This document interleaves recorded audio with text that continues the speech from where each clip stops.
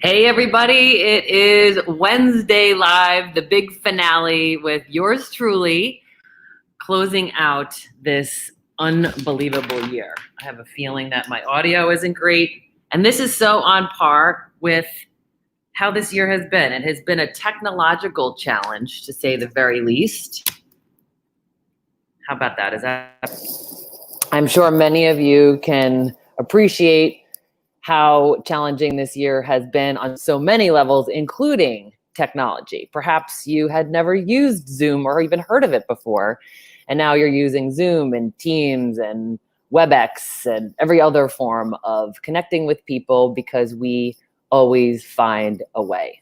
There is this collective community of commitment to growth that I think is important to reflect on as we look back on this past year. So on a personal note, I did have a couple of milestones this year. One is my son graduated from high school and began his college career, doing a virtual college graduation, a virtual prom, and all of those other things. Left a lot to those with an imagination and creativity. And thank God, many people showed up and they did really cool things like drive-bys and yard signs, and we did a Zoom graduation party and all of that. And then my daughter is a high school senior this year, so doing college visits and applications and tryouts when there was no lacrosse season also left a lot to those who are innovative and imaginative and can come up with ways to do things that seem impossible.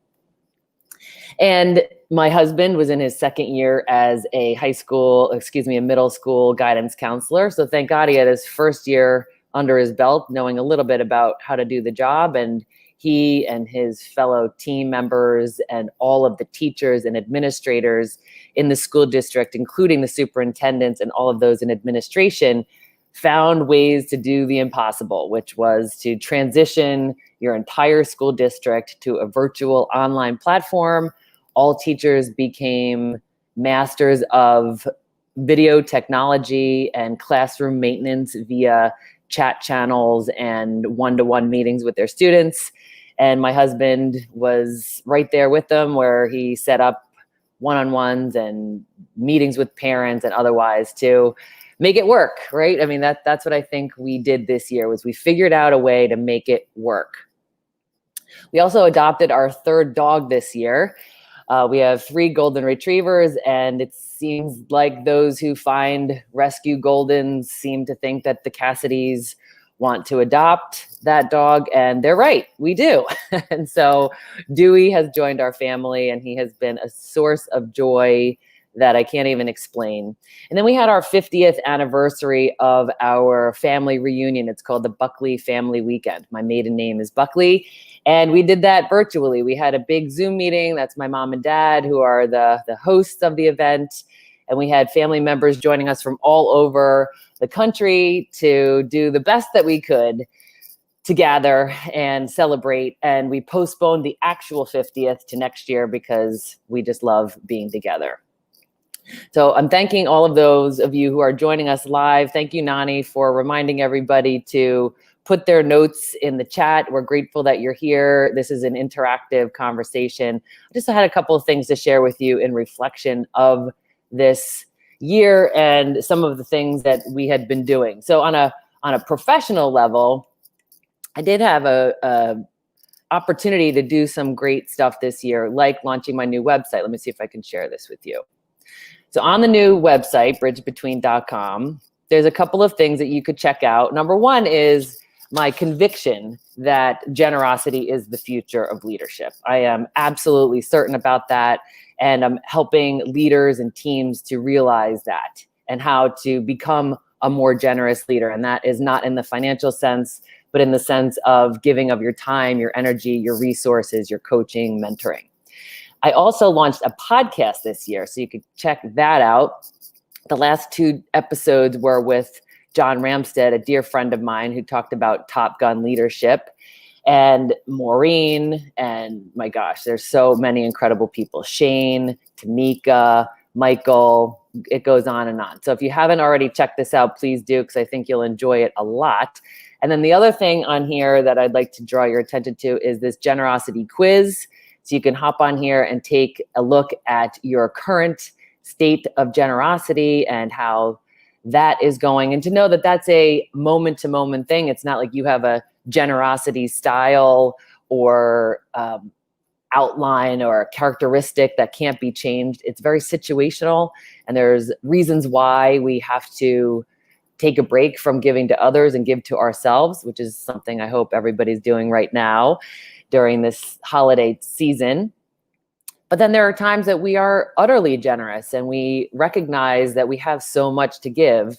And I believe that's because we're grounded in gratitude. You all know how passionate I am about gratitude and how that is, I think, a superpower. That when we focus on the things that we do have, we have enough. And when we recognize that we have enough, we also tend to notice that we have more than enough.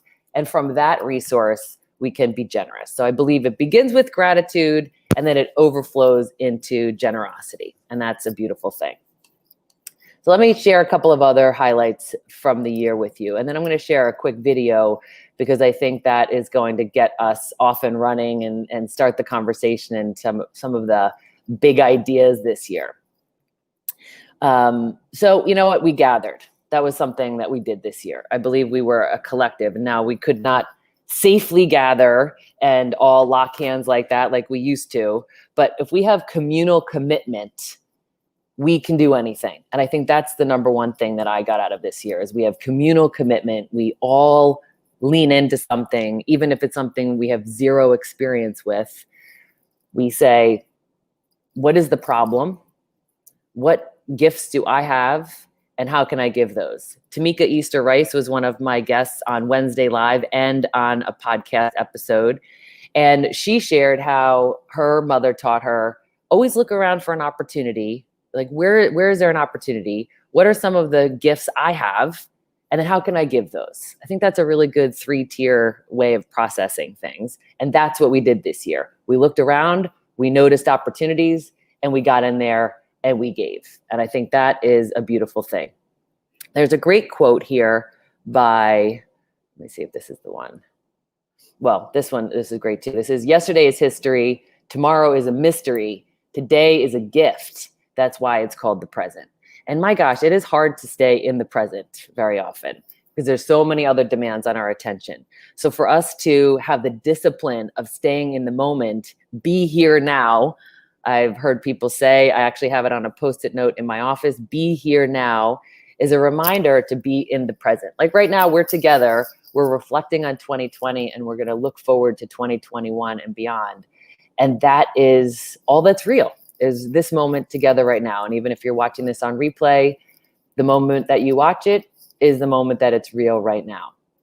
This is the quote I was looking for. This is a Margaret Mead quote, which is one that can be helpful to us now and always, frankly, which is, never doubt that a small group of thoughtful, committed citizens can change the world.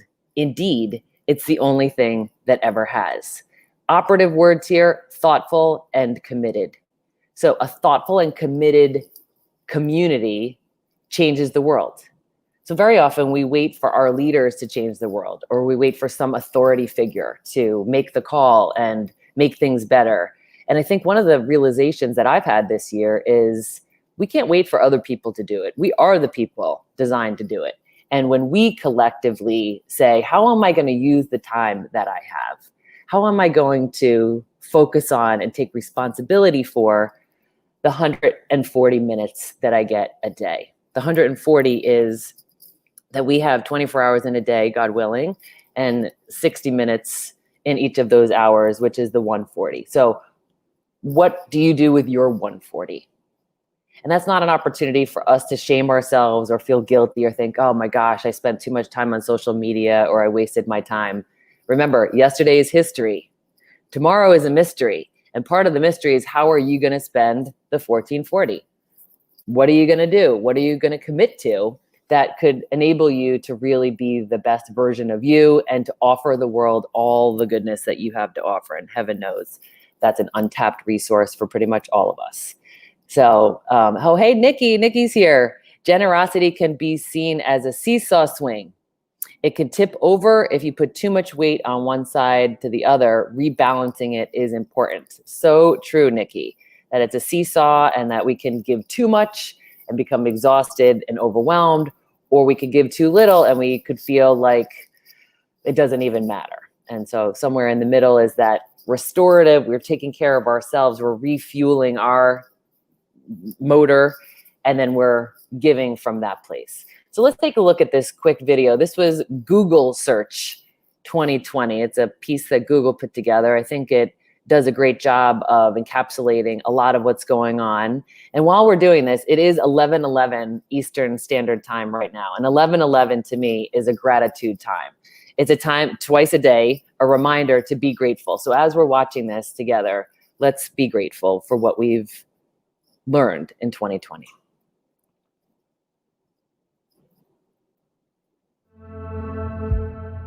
The most human trait is to want to know why. And in a year that tested everyone around the world, why was searched more than ever.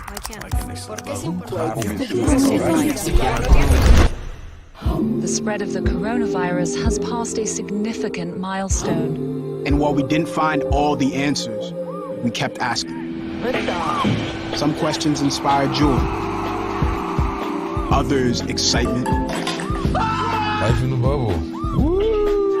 You love me? Yes. You love me? Yes. You love me? Yes. I don't know what an improper fraction is. Teacher should make $1 billion. We found toilet tissue, y'all. Oh my God. Put it on there and start it up for me. What are y'all doing?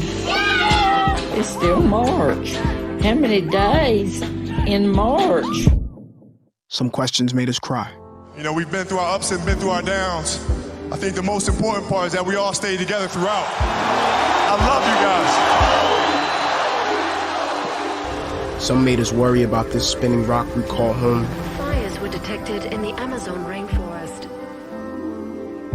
Why were so many lives lost? Almost 1.5 million people have now died of COVID-19 worldwide. Why are we still asking the same questions? George Floyd repeatedly told the officers that he could not breathe. So why do we still have strength to continue? I believe in your power. I believe in our power. Chants of Black Lives Matter echoed from thousands of protesters in cities around the world. Why are we not defeated? We have made too much progress, and we are not going back. We are going forward. Planes are starting to arrive in Beirut, full of international aid. Firefighters from around the world arriving in California. There are over 100 coronavirus vaccines in development worldwide. This is one of those times when people look out for one another and have each other's backs. We kept going for those who showed us the way. Think about how you would like the world to be for your daughters and granddaughters. Remember, the struggles along the way are only meant to shape you for your purpose. Press on with pride and press on with purpose. Why is it that this year showed us its worst and we still found ways to triumph? An incredible feat for Maya Gabeira. Naomi Osaka, U.S. Open Championship. Can't let Corona stop you. Can't let quarantine stop you. So until we get to every answer,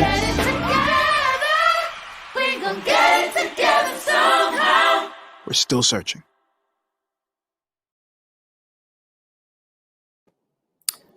Wow. What a recap. And just take in some of that, any of that, and recognize that it has been a year. Just want to take a moment to talk about this important topic of Black Lives Matter. This is a topic that has taken on even more attention and meaning this year with the lives that have been lost. We have seen all kinds of solidarity and people coming together. We have witnessed people who are on a journey, they're learning, they're doing equity challenges, they're asking people to teach them, they're having listening sessions, they're changing their behavior, they're changing their company policies, and they're saying, we're gonna stay woke. So if you're already asleep, It's an opportunity to awaken to the reality. If you're woke, it's a chance to learn and grow in your understanding and your empathy and awareness of what's up. And then if you're already woke, the next stage is work. I learned this in one of the listening sessions that I attended this year, and it's the work that's ahead of us. And, you know, I love this one where he apologizes for being late to the game, but he's in the game now. And then I saw beautiful, tender things like this year that just warmed my heart. This was a young man who was it looks like he was preparing for an interview or something. His tie wasn't tied correctly, and this gentleman is helping him tie his tie, and the woman is blocking the way to give the two of them some dignity. And I think things like that are a great example of what's ahead of us. And this beautiful Martin Luther King quote is one that can give us some, fuel for the fire, or the awareness that we're in the right place, which is to let us realize the arc of the moral universe is long, but it bends towards justice. It bends towards justice. And then, of course, Maya Angelou, this is a great quote for us to all take into our hearts, which is, do the best you can until you know better. And when you know better, do better. So for many of us, it's an opportunity to do better. How can we be even more responsible and collectively attentive to the needs of our community members? And then, one other quote on this topic, and then I do want to share a visual with you that really spoke volumes to me. But this quote is from Fred Rogers, where he says, "We live in a world in which we need to share responsibility. It's easy to say that's not my child, that's not my community, that's not my world, that's not my problem. But there are those who see the need and respond, and I consider those people my heroes." So seeing the need, seeing what's out there in all the different levels, and how can we take responsibility for that? And not in a point of being overwhelmed by it, but more so in a way of collective, communal collaboration and commitment, right? Those words like communal commitment is something that I really got out of this year. It's like, there's no way that we would have survived this year on our own. And all the creative ways that we decided to stay connected. Wednesday Live birthed because of that, where we were thinking, my gosh, there's a lot for us to learn about mental wellness, about financial wellness, about mental toughness, about how to be an ally, about how to be on a board and be a contributor in that way.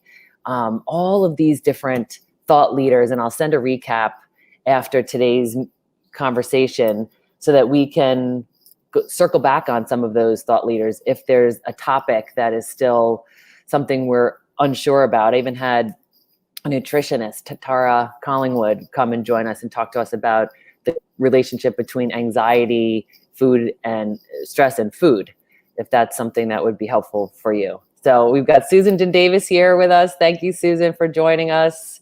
And we've got Maureen Buckley, who's my mom. She's loving the video recap. And then we had Annie Howell, who was with us earlier. It looks like she had to jump off. So thanks everybody for being here with us today.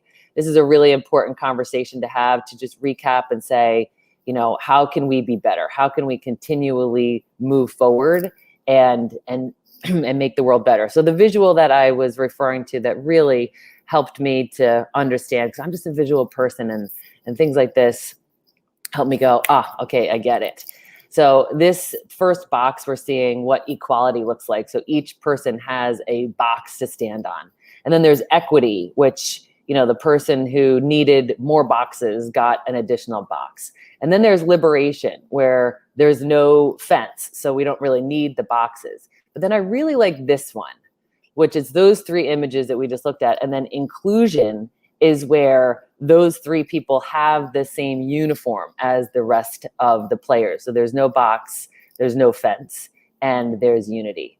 So man, what a great visual for us to have. And the areas of our lives where we have recognized the people without a voice, or the people who haven't been invited to the party or don't have a seat at the table, how can we create a world where we all have uniforms and we're all invited? I think that's certainly the world I want to live in. And I hope you do too. So this year, we sadly lost many of the greats. We lost Kobe Bryant. You saw him in the video, a tragic loss. I mean, the list of lives lost is overwhelming. And that's in addition to the 300,000 American lives that were lost due to COVID-19. So let's not forget that. There's 300,000 human lives lost in this country. These are not just names in a newspaper or an online article. These are brothers and sisters and fathers and mothers and neighbors and friends and colleagues and husbands and wives and children to many people. And it's helpful for us to just take a moment of silence in our own hearts and to have reverence and respect for those lives that they made their imprint on the planet. And we miss them. We miss Ruth Bader Ginsburg, epic human being who literally changed history. We lost John Lewis at 80 years old this year. John Lewis. If you don't know a lot about him, look him up, read up on him, and learn about him. We lost Chadwick Boseman, 43 years old, Black Panther, legend. In an interview with, Trevor Noah, Chadwick said, you have to be the hero in your own story. So that made me think, like, am I the hero in my own story? Are you the hero in your own story? And to take some of his wisdom and say, how can I be even more of a hero in my own story? We lost Alex Trebek. Like, good luck making Jeopardy interesting again. But Alex Trebek was so kind. And man, the way that he would correct people, the way he would host that show, he just seemed like such a kind human being. And we lost him this year. Sean Connery, Little Richard, Eddie Van Halen, 65 years old. Bill Withers. Now, Bill Withers is one of my all-time favorites. If you're looking for a playlist to listen to, just enjoy yourself.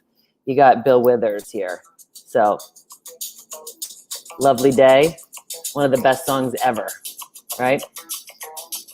Do you ever want to feel good? Just put this thing on and just say, it's a lovely day. What am I going to do with my 1440 today? You could ask yourself if this is your background music. You could write your annual goals to this song. Rest in peace, Bill Withers, and all of us who mourn him and can still celebrate him with his music. Tony Hsieh from Zappos, an organization that I talk about a lot, I read about a lot. It's an organization that's designed to help people be happy. And Tony Hsieh was so committed to that. A tragic loss of his young life. Pat Quinn, who's the co-founder of the ALS Ice Bucket Challenge. Many of you have done those things. He was a young 37 years old, and he died on November 22nd. Johnny Nash, another great musician. You'll know this song by Johnny Nash. I can see clearly now the rain is gone. Here we go. I can see all obstacles in my way. So he says, I can see all the obstacles in my way. I can see clearly now the rain is gone. And that's how we might actually feel about 2020. Like it was a big old rainstorm, kind of like a tsunami, which is another thing that we experienced this year. A lot of natural disaster, forest fires, starting in Australia and then the unbelievable forest fires in California and the West Coast. Wow. And then we experienced the election and all of the advertising and controversy around the election. And something that I learned about the process of the election in the US that's unlike other countries is that we don't technically have a cap on advertising spending. Now, many of my beloved friends and colleagues are in the advertising sales role, so I'm not ripping on advertising sales. What I am offering us as a consideration is because there's so much advertising and we are being pulled in all these directions and being told all of these conflicting messages, that's not the responsibility of the advertising hosts, it's the responsibility of those who create those advertisements. And that has created a huge divide in our country, greater than I've ever witnessed in my life. And I think that it's a reminder that we have to have the communal commitment. We can't just wait for people to do the right thing and share messages of unification and where the common ground lies and how we could support each other, or where we're actually quite similar and not so incredibly different. That responsibility, I think, is on us. And we're going to have to take that communal, collective, committed responsibility to start to find the common ground, to talk to people who have the opposite point of view, the person who voted for the candidate that you didn't want, and learn, what is it about that candidate that was important to you? And how can we make that what's important to you matter now? And how can I be helpful to you and your purposes? And here's what's important to me. And here's what I'm committed to. I think that ability to have a conversation with people who have a different point of view is lost on us in some ways. And we can't rely on television and the media to tell us how to think. We have to decide for ourselves in the quiet of our own hearts and say, what do I really believe? Where is the common ground? What do I have in common with this person or population of people who I think I'm so different from? How could I be the bridge? I mean, that's really what the idea of bridge between is. It's like, how do we get to that place where we have something more in common than this massive attention on our differences? Man, that would just feel so good. So for any of you who know you have different points of view than I do, I welcome a conversation. Think about other people in your life who have different points of view and welcome a conversation. I mean, hey, it may not go anywhere, but what you could do is just open it up, and not to the point of trying to convince somebody to see something your way, but more like in the curiosity of wondering, like, how is it that you see the world? What informs you? What worries you? What excites you? What values do you have? Because very often all of these beliefs are deeply rooted in our core values. So, what core values are at play here? And how can we remember some of these incredible people who have really influenced our lives in a way that will never be forgotten? This shirt is from my friend Estelle Pomeroy, a dear lifelong friend of mine. She lives in Paris, and she sent me this shirt when my parents were visiting Paris. They gave it to them. She gave it to them to offer me, and it means unforgettable. And I thought it was an appropriate top to wear today as we're having this conversation, because this certainly is a year that's unforgettable, and not just in the pain and the sorrow and the hurt that we felt this year, but also in the what did we learn? How did this make us better? I mean, my gosh, we're almost here at the end. Tomorrow is the end of 2020. And that's something to be excited about, right? Like, we made it. We have survived. And I really hope that we did more than survive. I hope that we have wisdom because of this, empathy. We have a greater sense of appreciation for even just gathering, hugging someone. Oh my gosh, that amazing feeling of embracing someone. I mean, there's so many people that I got to see recently, like Nikki is one of them. Susan Jen Davis is another one, where I just want to hug them. I love them. And we had to do our best to, express our love for each other, from a distance. But that's something that we can appreciate even more going forward, that we love to connect in these intimate ways and these really meaningful ways. And that's another thing to be thankful for, looking back at 2020. The drug companies galvanized their resources. They decided to be collectively intelligent and not to be competitive, but to say, we, as a community of scientists and medical professionals, can come up with a vaccine. And they did. In a year, they came up with a vaccine. All of these companies that have taken these painstaking efforts, and all of the government agencies that have been supportive of those collective efforts, they came up with a vaccine. That's a miracle. That's a miracle. Like, a year from now, we will literally be reflecting on the time when we couldn't see our loved ones over the holidays, and we'll say, oh my gosh, they came up with a vaccine. and we are all safer for it. So all of those things to be reflective of as we're looking back on 2020. Let's see, we have a couple of shares here. Oh, we've got Ann Kiefner. Ann Kiefner, right? We had this thing this year on my personal Facebook page, because I am very deliberate about not overstepping and sharing some of my my faith, or things that could be potentially a divide. And we did something throughout the pandemic for 14 weeks. Every single day we had a pandemic prayer, and we gathered together and we lifted up prayer. We talked about positivity. Each day we had a theme. Like Monday, we talked about love versus fear, which is something I hope all of us continue to differentiate between. Like, don't fall into the fear trap, but you could replace it with love. So that love versus fear. On Tuesdays, we looked at the fruit of the Spirit.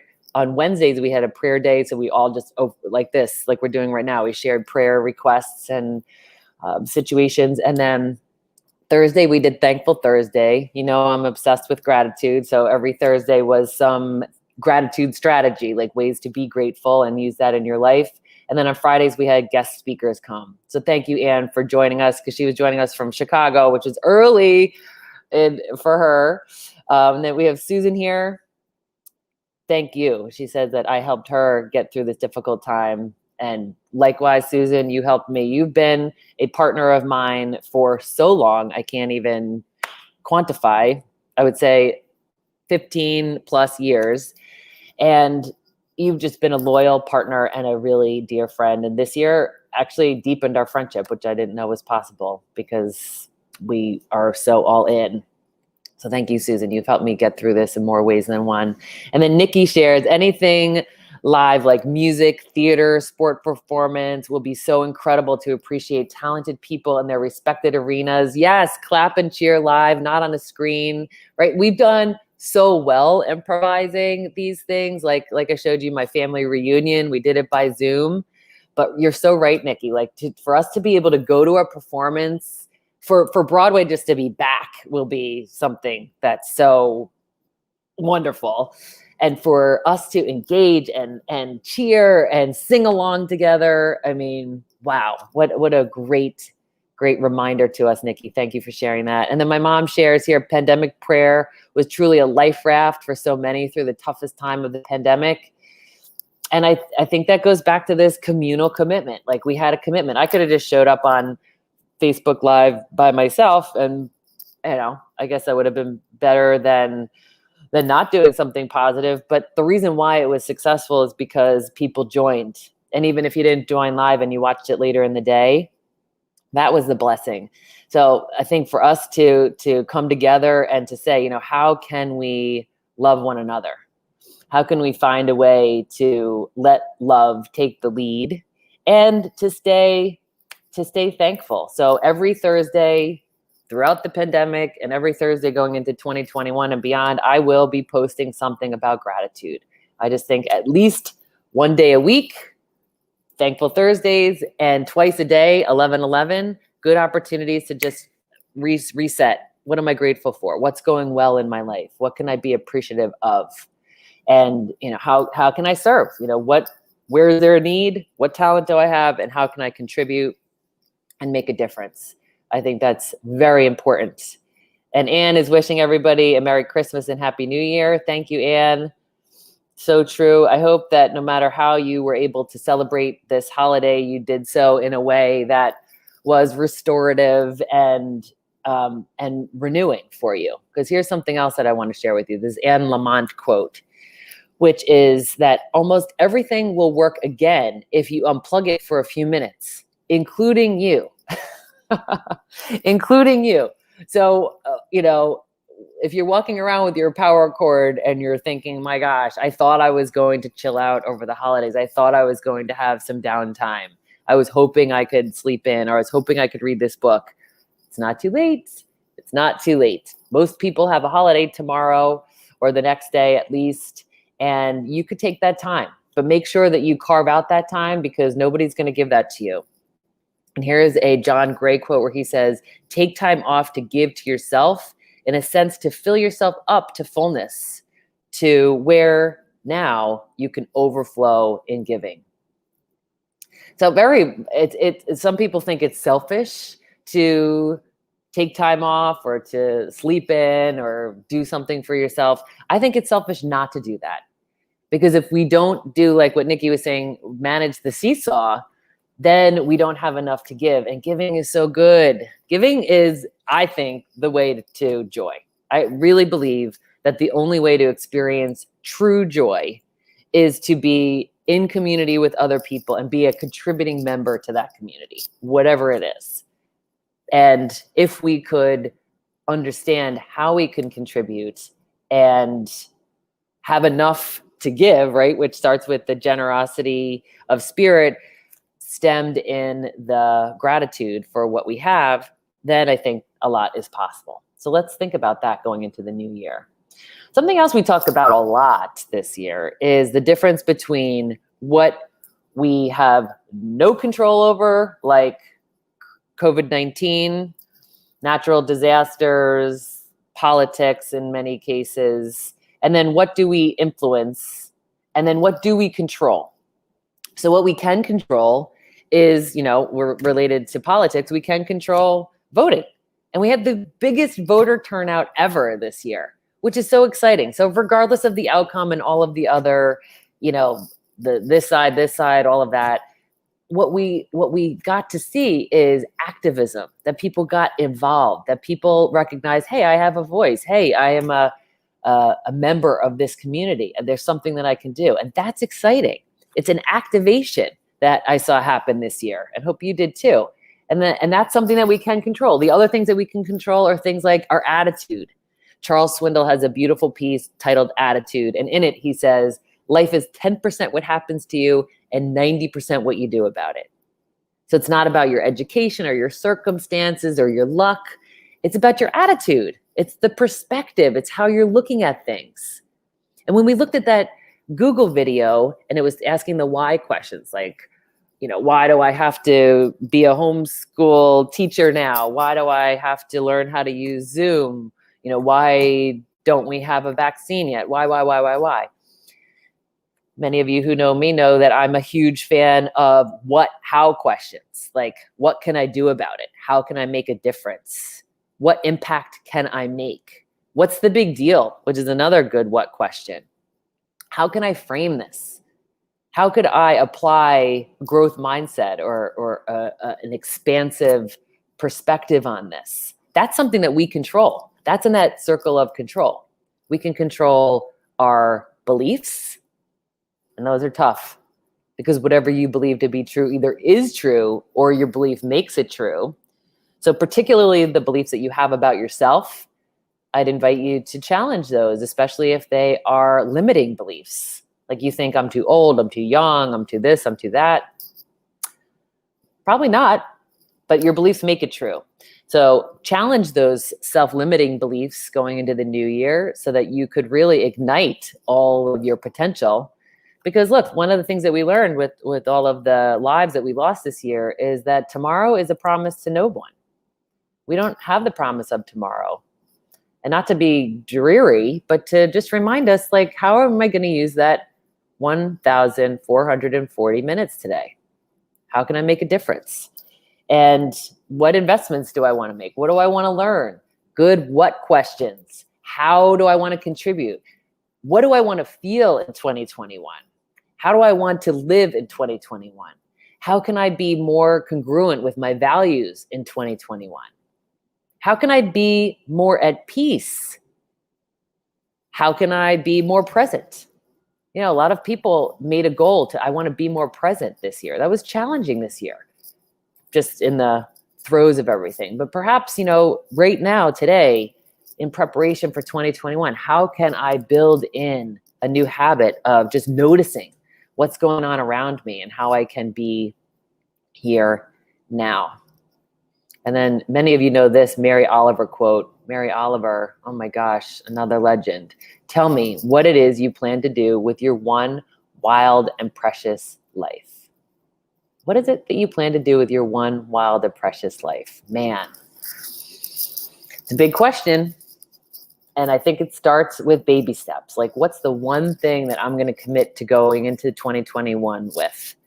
I think when we go into change mode or into New Year's resolutions and we bite off more than we can chew, we are bound to fail. We're doomed to fail.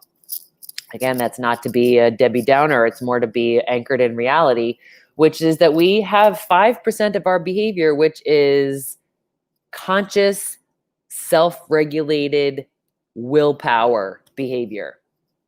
5%.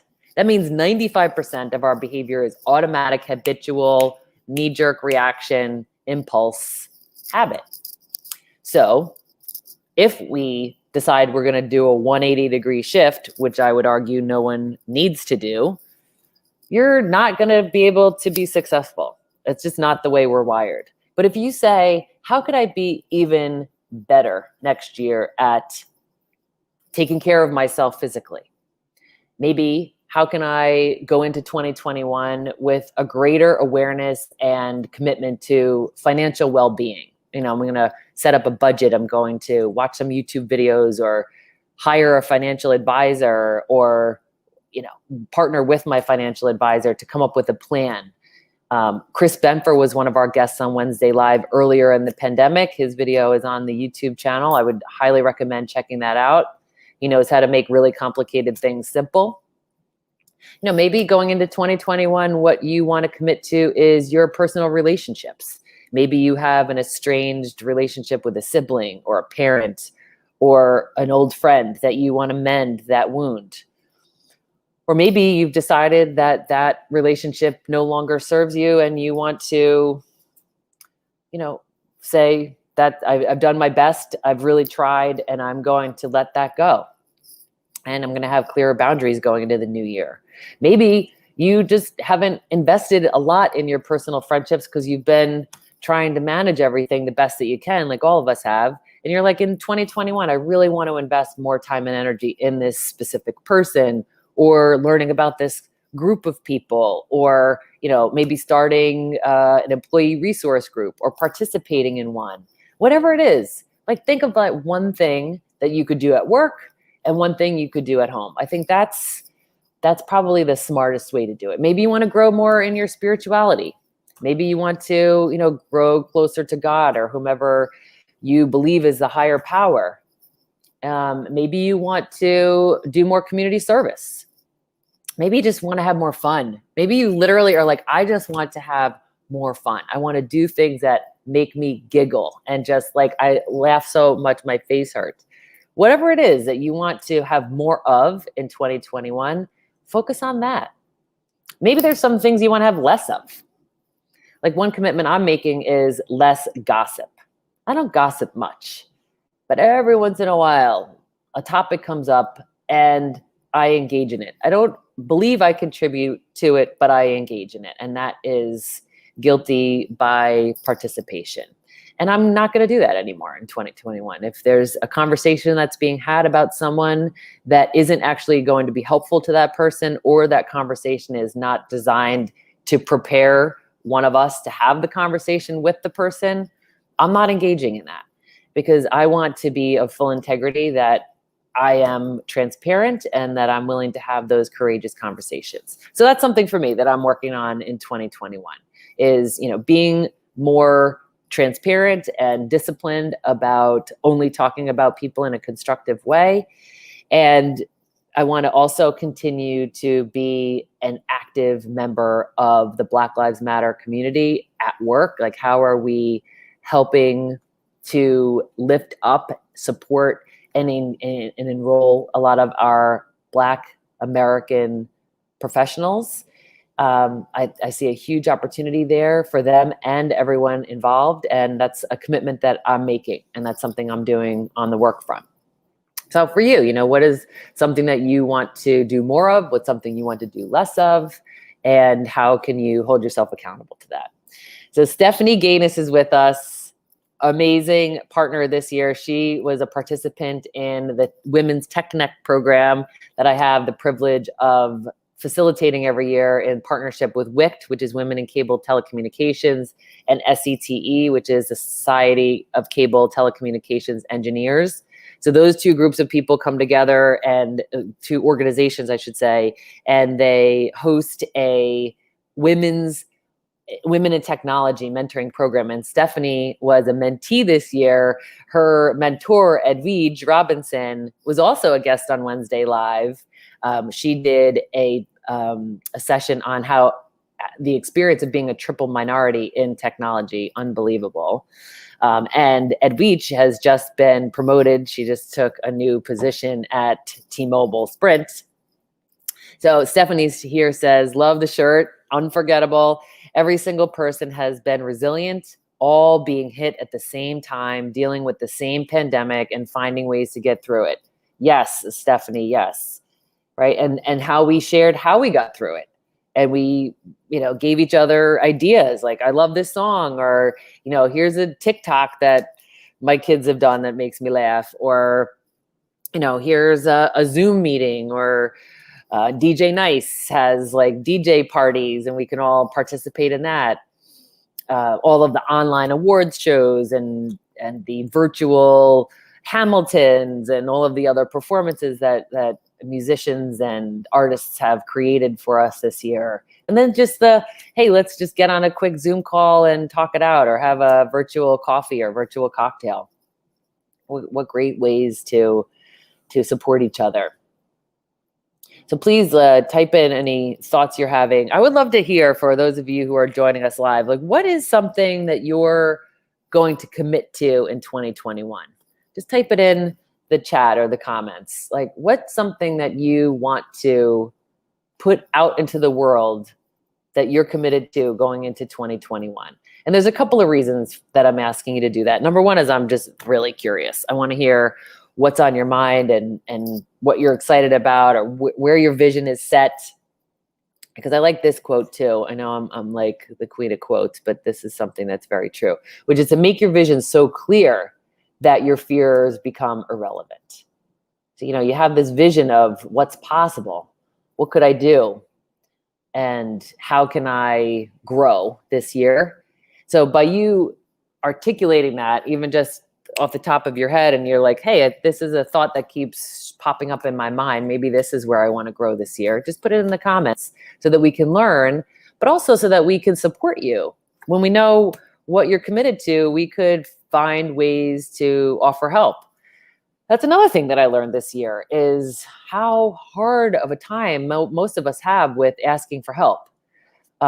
Wayne Baker, who's going to be on my podcast soon, wrote a book called All You Have to Do Is Ask. And in the book, he talks about how, hey, givers want to give. Very often, we want to be generous. We want to be supportive, but we don't often want to give unsolicited help. So what needs to happen, the partner of the giver is the asker. And all of us have something we need help with. It could be something in our personal lives. It could be one of these goals that we're setting going into the new year. I mean, it could be something we're just really curious about. It could be we've become aware that we don't really understand something and we find somebody who does. It could be that we're learning to understand the other point of view of the thing that we're so convicted about, for the mere sake of curiosity and potentially even empathy. So how could we be more willing to ask for help? What would that take for you to say, like, what is something that I need? And how can I make that need known? Like Grace Killalay, she was on Wednesday Live last week or 2 weeks ago. 2 weeks ago. And she has something going on right now on Facebook where, anonymously, you can let her know that somebody in your life, somebody you're aware of, needs help. And she and a community of people have collected funds and money, and they are offering that relief to those who desperately need it. But we've got to ask. We have to make her and her community aware of where those needs lie. So how can you ask for help this year? What are some things that you're committed to? I'm not seeing anything in the chat yet, so please be willing to do that. And then there's also accountability, right? When you put it out there, it becomes more real. And that's an important thing, because very often if we just have big ideas, like Rachel Albert gave me this book this year, this book for big ideas. And I love how it's just like wide open pages. I can go crazy with my thoughts here. And in there, I can capture my thoughts, but I'm going to also share them with other people, because the way that we can actually get our visions into reality is to tell other people and have a plan. So having the idea is better than not having the idea, but having the idea, writing it down, and then telling someone else, that's where the magic happens. So please, if I'm somebody who could be supportive of you, tell me. I'd love to hear that. Telling all of us. So again, writing out our commitments, and I see one from Nikki, I'm going to share in a moment. So writing them down in this chat helps you to, one, put it out there. Tell us that it's out there. It, two, gives us that inspiration of knowing, oh, that's a really good idea. Maybe I could do something similar to that. And three, it helps us to be accountable. And then also we can find ways to support each other's goals. And so we create this community. We have this communal commitment. So for Nikki, she says, use thoughtfulness, reflection, and allow space before I say yes or take on more in all areas of life: work, friends, family, projects, events, commitments. Pace myself. Yes, Nikki. Yes, yes, yes. So brilliant. And to use that seesaw image that you shared with us is a great way to do that. That thoughtfulness, the reflection, and that, is saying yes going to potentially be hurtful? Is it going to be something I kind of regret? Or is it something that I really want to take on? And if I'm saying yes to this, what am I saying no to? I think that's terrific. Thank you for sharing that with us. Maureen Buckley has the daily appreciation for all the good in my life, using grounded in gratitude to record the positives of what's in my heart each day. Yes, absolutely. This is my mom, full disclosure. So she is committed to, to trying these different things. And she has found that writing in the Grounded in Gratitude journal has really given her a chance to be reflective, and it gives her joy. I think that's a beautiful thing. It's a great daily practice. What I love about Grounded in Gratitude is that it's one line a day, each day for 5 years. So what I'm often doing each night when I'm writing in mine is I'm like, do you know that 2 years ago is the year that Grace played the, lacrosse tournament and so-and-so versus so-and-so. And, the whole family's like, oh my gosh, I can't believe that was 2 years ago. So it's a great way to reflect and not lose sight of some of these beautiful moments in our lives. Stephanie says, yes, challenge my beliefs this year and have listened and followed my heart. Woo! Big high fives on that one, Stephanie. Thank you. And she also shared that you're right. People do find it hard to ask for help. I'm committed to listening more and finding ways to help others. We have not because we ask not. My gosh. Yes, that whole ask and you shall receive. Unbelievable. So sometimes we have to have the courage to ask. And I think people really want to help. I know I do. So how can we be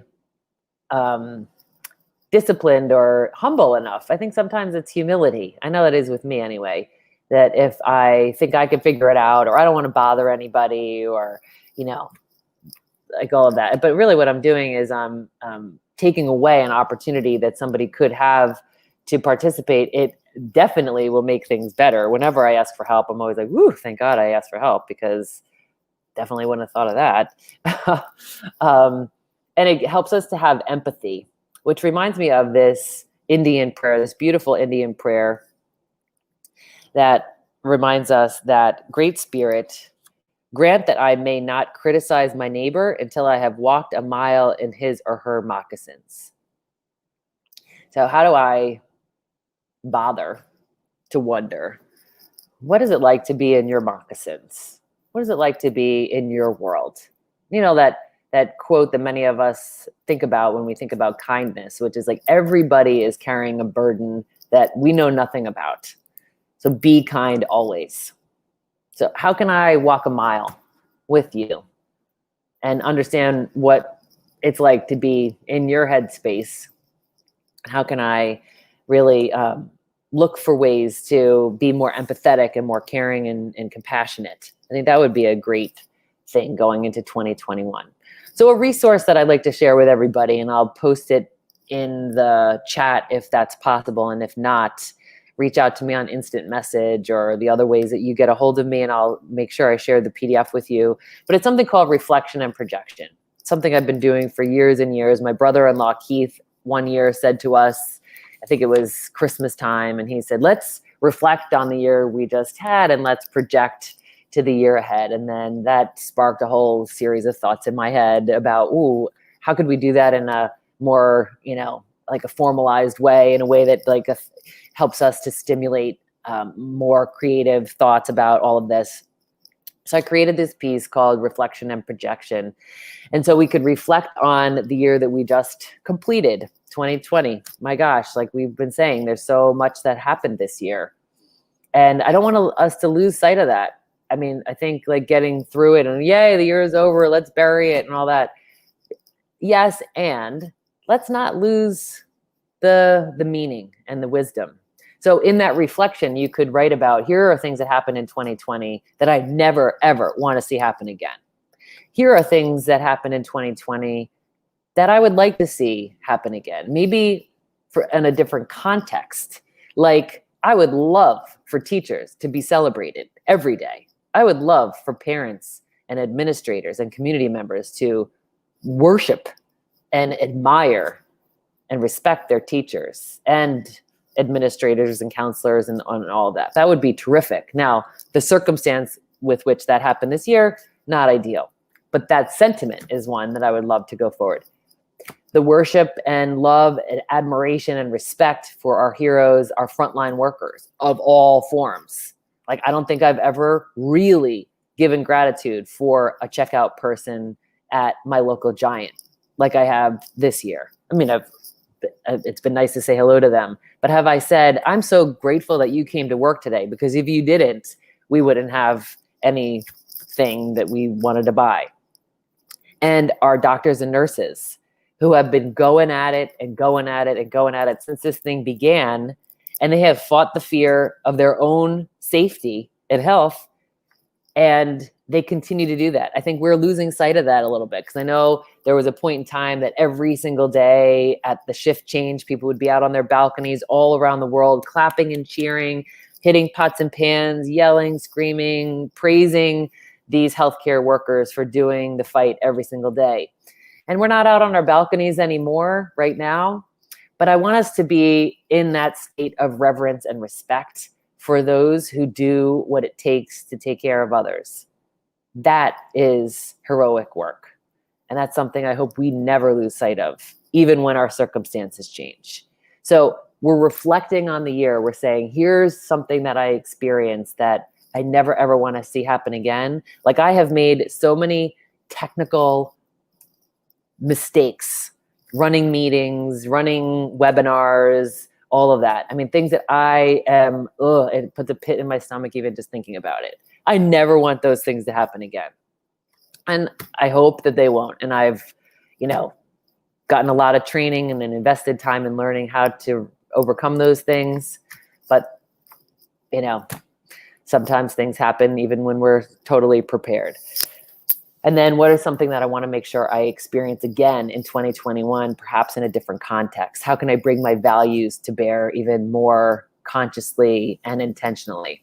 And then the projection part is you start with a brainstorm where you write out all the things that you might ever want to do in your life. I'm going to put mine in my new journal this year, but just that brain thought of like, oh, I would love to experience this, or I want to learn a certain language, or I want to make a certain connection, or I want to travel to a certain place or see a certain live performance, like all of that vision.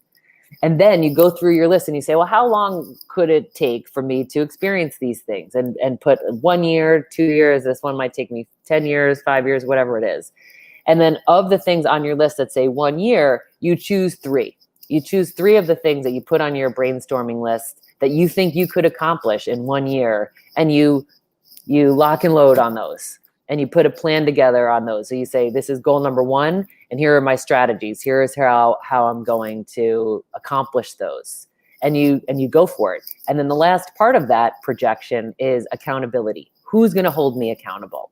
So please count me on the list of people who can hold you accountable. I would certainly love to be there to support you going into the new year. Susan just shared, I want to point out that 1/8 of people in the US are food insecure, and 1/5 of the people are in this situation in Philly.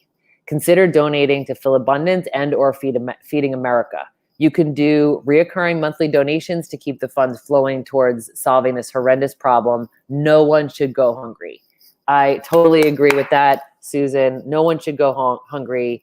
Thank you for offering those click-throughs. I will make sure that they're in the follow-up notes. So for each of us to take a stand, to say, I am a part of this communal commitment to what it's going to be like to make things better. We are going to work together to make the world the kind of place that we all want to live. So thank you for participating in Wednesday Live. Thank you for who you are in my life. Keep doing the work that you do. Refuel and restore yourself so that you have more to give. And know that I'm behind you all the way. I'm in your cheering section, and I know we got this. Here's to 2021 and to reflectively appreciating 2020. We'll see you in the new year.